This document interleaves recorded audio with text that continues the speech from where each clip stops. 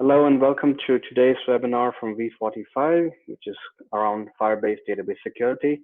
We're having a few people joining in as I speak, so we'll give them another minute and then we'll get started. So please stay tuned.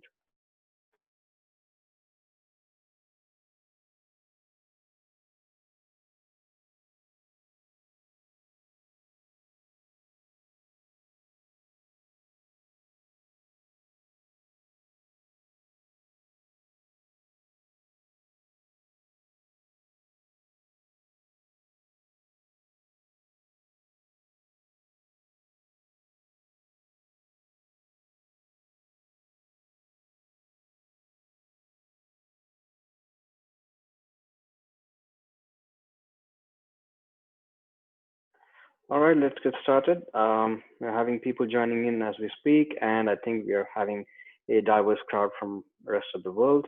So today we'll be talking about Firebase data security, which will be presented by my colleagues Sahad and Jinesh. Essentially, we're going to be talking about some of the, give you a quick introduction to what Firebase DB is, what it's primarily used for, some of the best practices.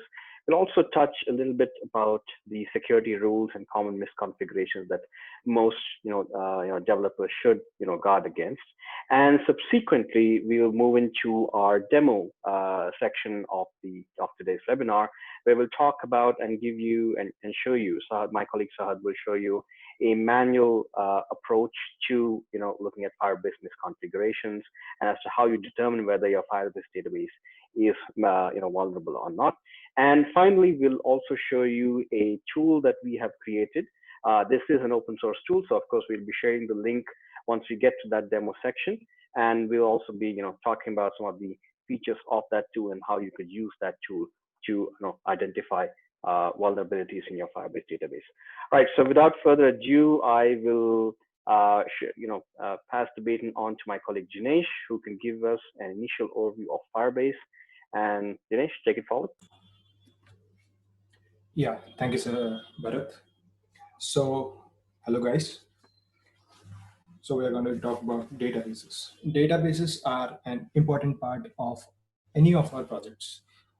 They are used to store, retrieve, delete, or update any data from the applications or software. Firebase is one such real time database that runs on cloud and can be accessed from any platform. It can be Android, iOS, or even web at the same time. The data in Firebase DB is in the form of NoSQL and is stored as a JSON objects. As the name suggests, real-time database. If there is any change in the database, it will be reflected immediately on all devices connected to it via the application. We'll now look at the structure and some best practices of Firebase database. Data stored in Firebase database is in the form of JSON format as discussed. The entire database will be a JSON tree with multiple nodes. Whenever data is added to the JSON tree, it becomes a node with an associated key in the current JSON structure. If you can create your own keys like user IDs, semantics names, or they can be provided you with the help of function called child by auto ID. Although the DB uses JSON tree, other native types can correspond to available JSON types can be used to represent data stored in the DB. Some of the best practices to create while creating Firebase database are avoiding nesting database and creating data that scales. So avoiding nesting data. Firebase allows nesting data up to 32 level deep. When the data is fetched at a single point or location in your DB, you retrieve all of its child nodes. When a user or any object in the is granted read or write access at node, they are granted all the data under that node as well. Meaning if the parent is granted read or write access, the child are granted the same access as well. So it is best to keep data structure as flat as possible. By flattened data, I mean that the data should be denormalized, meaning split into separate parts, because flat data structures will use less bandwidth and will eventually make the application seamless. Creating data that scales. If a data set or a list contains thousands of records, it is better to download or fetch just a subset of it. And then if the relation is static or one directional, we just need to nest the children under the parent. If the data is dynamic, we may need to denormalize the data, meaning split the data parts. Now we'll look at some security issues, recent security issues with respect to Firebase database. In 2018, Authority discovered thousands of mobile applications were leaking data from insecure Firebase. They discovered that FirebaseDB are accessible via an API call, and if the developer have misconfigured the DB, a simple web request get post put can retrieve entire content. Authority dubbed this as hospital gown, not because it has anything to do with health, but because applications affected have exposure to the backend.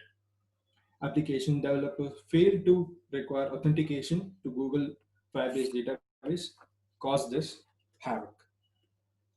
Another study found that, led by Comparatech, found that they examined 5 lakh Android applications in which 4,000 of them were leaking sensitive information, estimating around 0.83% of Android applications on Play Store, leaking sensitive data through Firebase database. All this was just due to misconfigured database, Firebase database. Just by appending .json at the end of the URL on the exposed publicly export databases, the researchers were able to retrieve full contents of the database such as emails, usernames, password, phone number, messages, etc. So what to do when this happens? There are security rules and common misconfigurations in order for developers to rectify. Firebase database has a set of rules for security. These rules can be made as specific or as general as possible, depending on the developer team and what makes sense for the application. These rules use a JavaScript-like syntax in a JSON format or structure. These security rules work by matching a pattern against database paths and then applying custom conditions to allow the data at those paths. Some of the common misconfigurations that developers make are rules cascade, open access, and authorized user. What is rules cascade? Read and write rules cascade, meaning that granting read and write access to the node grants read and write access to all of its children. Open access. You might have a set of rules that allows open access during development stages, thinking that I'm the only one using the application. But if you have deployed it on the internet, it is available for everyone. If there is no authorization or authentication, then anyone who knows or guesses your project ID can steal, modify, or even delete your data. And then there is authorized user access. Logged in users, but further restrict access based on the authentication. Another approach is to close off access, meaning read and write access have been revoked to the users. Now I'll pass my control to Sahad, who can show us a live demo.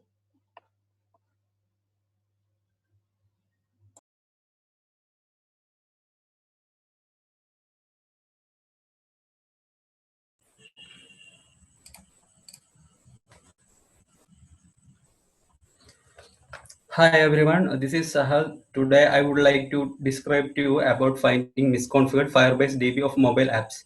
My session is divided into two parts. I will start with manual approach, then I will explain automated approach to find misconfigured Firebase DB. By the end of the session, you will know how to find misconfiguration in Firebase DB with manual and automated approach. In the manual approach, I will discuss the 4 steps that we need to follow for finding the misconfigured Firebase DB. After that, we will take a look at automated approach using our custom tool Fireprint. Okay, let's start with the manual approach.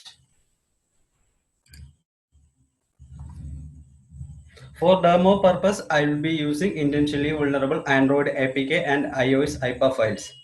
In the manual approach, the first step is to get the APK or IPA files of the mobile apps.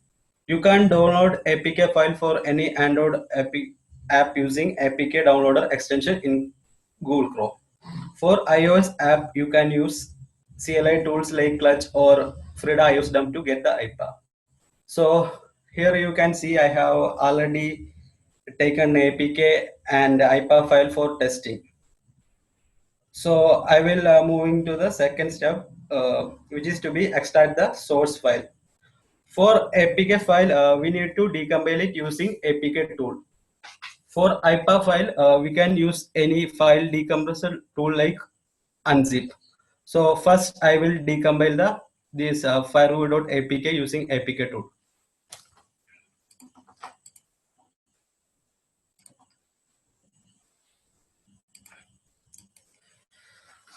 So to decompile the firewall.apk, I'll be using this APK tool.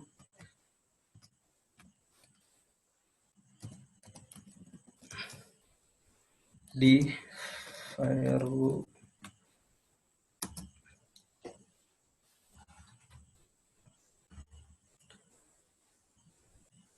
So it starts the decompilation process. Wait for a few seconds.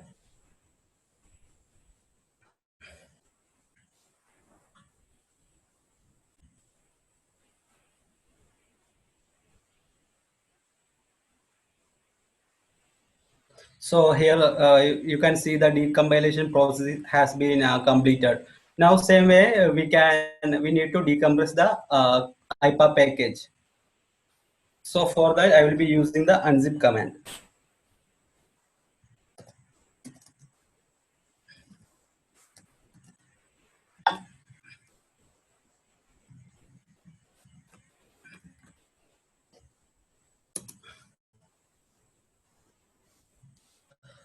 So now we have extracted a source file for both IPA and APK packages.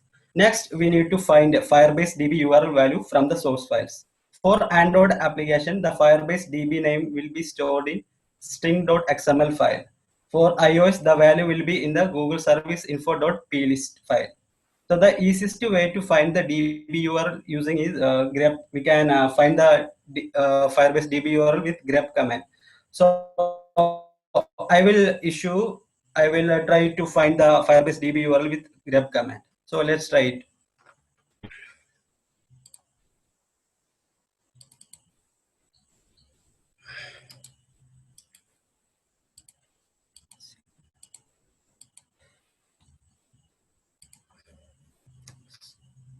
So I'll be entering this command grep firebase io.co.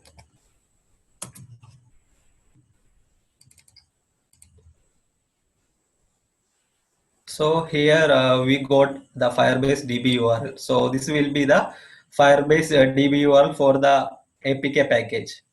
So same way we can find the Firebase DB URL for the IPA package that we have extracted.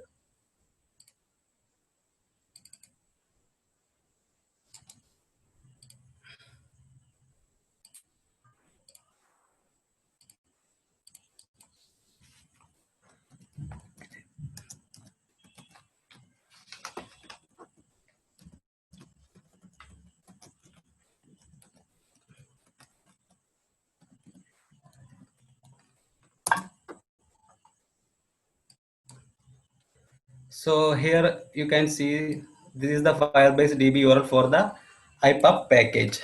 So this is how we can find the Firebase DB strings for applications. So now we have our target Firebase DB URL. So in the final step, we need to check whether these DB are vulnerable or not using Firebase REST API. So first we need to check whether the DB is publicly accessible or not. For that, we need to make a request to DB URL appended by .json. So you can do this by using curl command, or you can open the DB URL in the browser. So let me try with the curl command.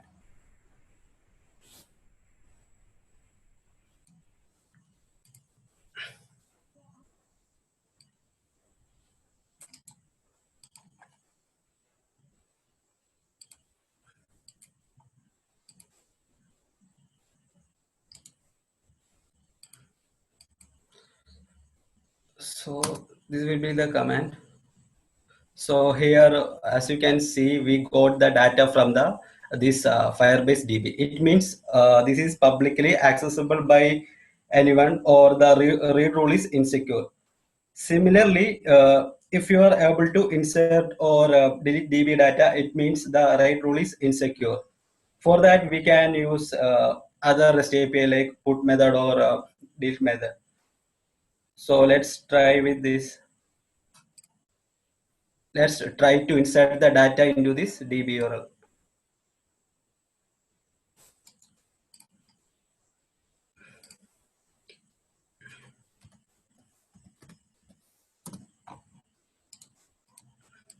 So here we trying to put the data into the DB. Here the node name will be test, and the value for the node name is test. So as you can see here, we are getting the permission denied error. So it means the DB can be modified by any attacker. So that's all I needed to talk manual approach. Now let's move on to automated approach.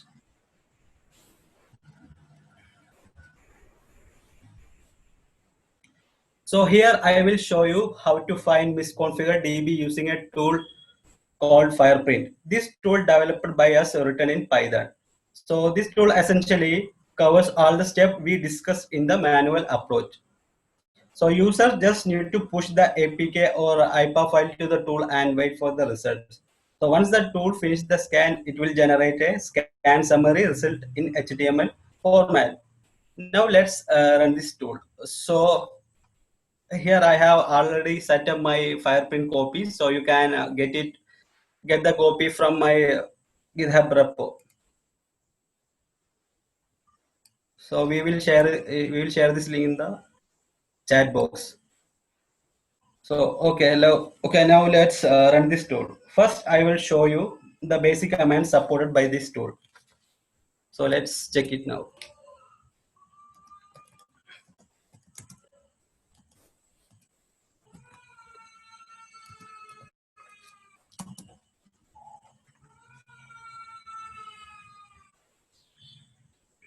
So as you see in the screen, this tool has 3 scan modes.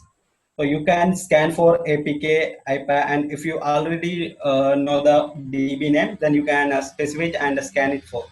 So okay, now I'm going to scan the vulnerable APK. So I'm trying to run this tool against the firewood.apk. So the one we have already seen in the manual approach.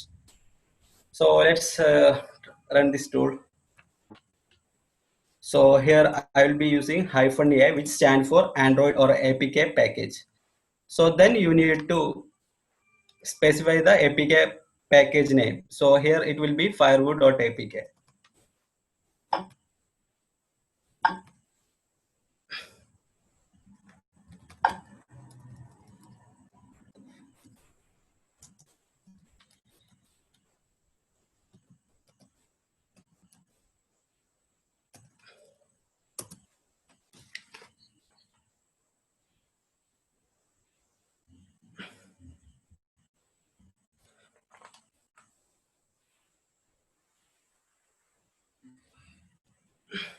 So here now the tool starts the decompilation process. So you can see that decompilation has done.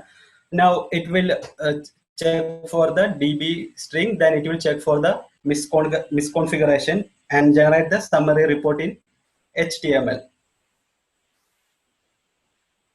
So as you see the screen, the tools results show that the DB has insecure read rule. So here you can see that it marked as insecure read access data exposed. So which means anyone can access the DB data. Also here you can see it also check for the write rule. So here we can see that the write access is secure, which means uh, the DB cannot modify by any unauthenticated user. So in the same way, we can scan the IPA file. So let's do it. So all we need to change the parameter here. Instead of a, we use I stand for IPA package, and we need to specify the IPA file name. So here we have coinza.ipa.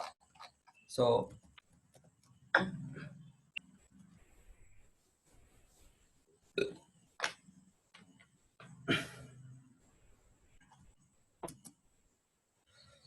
so now it decompresses the package, find the DB URL, and it check for the misconfiguration.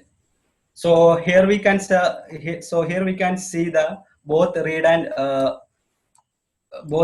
and write rule are secure. So it means the DB has no misconfiguration.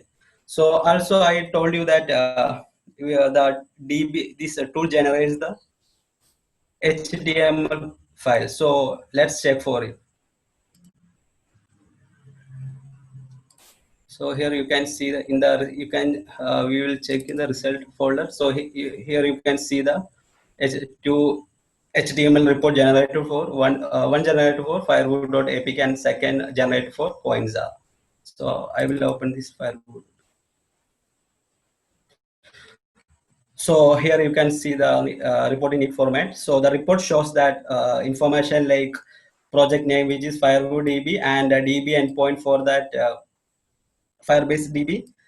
Then it's show whether the read access is secure or not, and it also shows the nodes, which means the data like these are the admin chat and users are the nodes, and the value for the nodes are it only shows the nodes. So next it check for write access. Here we can see that write access is secure. Then overall status is FirebaseDB is vulnerable because here read access is insecure.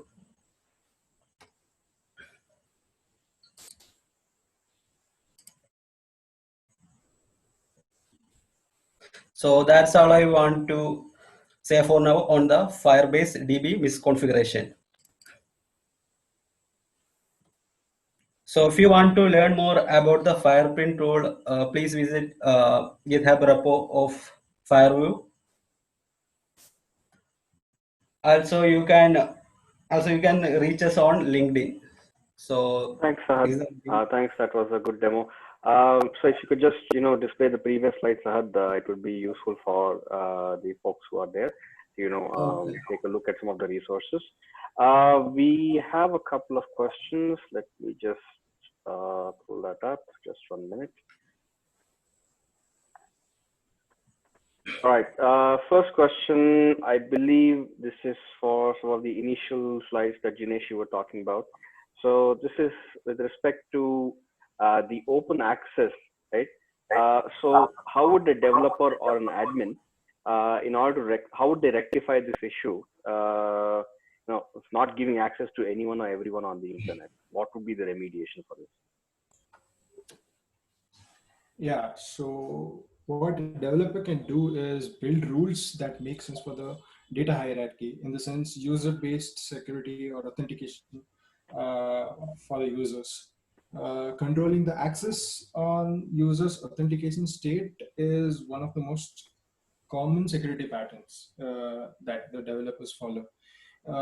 You may want to allow only the signed in users to write the data. All right. Right. Thanks, Janesh.